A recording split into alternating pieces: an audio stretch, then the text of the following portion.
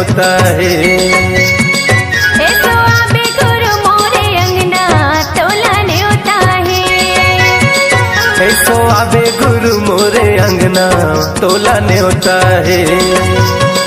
ऐसो आबे गुरु मोरे अंगना तोला न्योता है।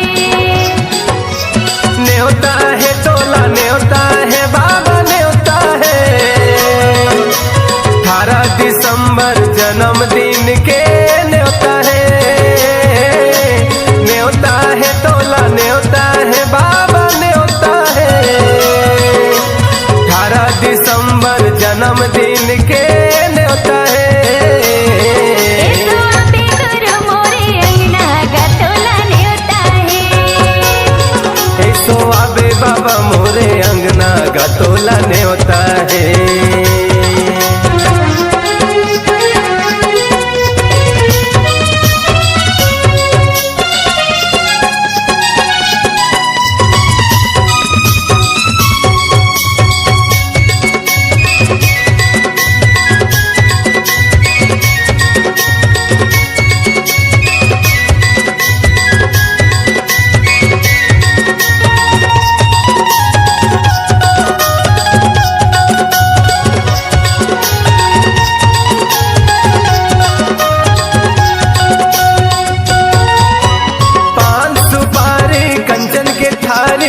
गुरु तो सजावोगा धूप अगर यो सादा जने तोला मैं चढ़ावोगा।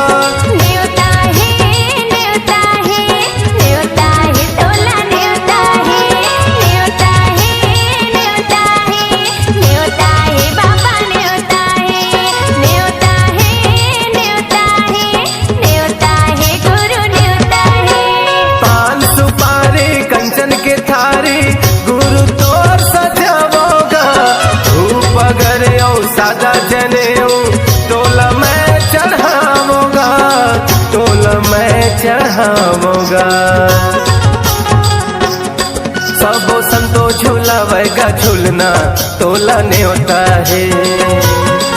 ऐसो आबे गुरु मोरे अंगना गा तोला न्योता है। ऐसो आबे गुरु मोरे अंगना गा तोला न्योता है।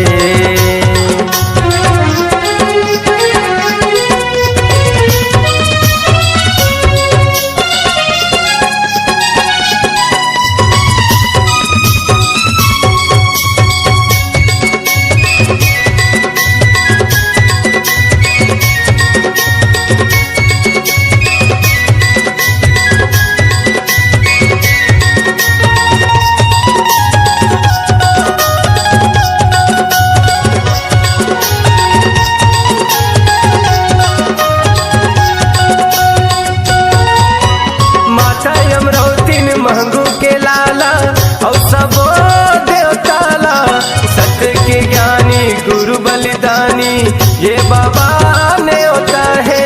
न्योता है न्योता है न्योता है गुरु न्योता है। न्योता है न्योता है न्योता है बाबा न्योता है।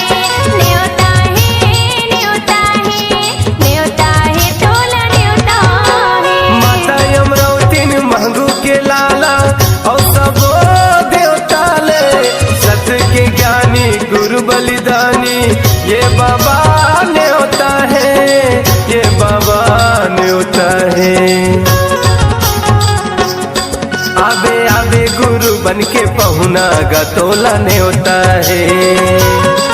ऐसो आबे गुरु मोरे अंगना गा तोला न्योता है। ऐसो आबे गुरु मोरे अंगना तोला न्योता है। न्योता है तोला न्योता है बाबा न्योता है। 18 दिसंबर जन्मदिन के न्योता है। न्योता है गुरु न्योता है तोला न्योता है। 18 दिसंबर जन्मदिन के न्योता है। ऐसो आबे गुरु मोरे अंगना मा तोला न्योता है। ऐसो आबे बाबा मोरे अंगना तोला न्योता है। ऐसो आबे गुरु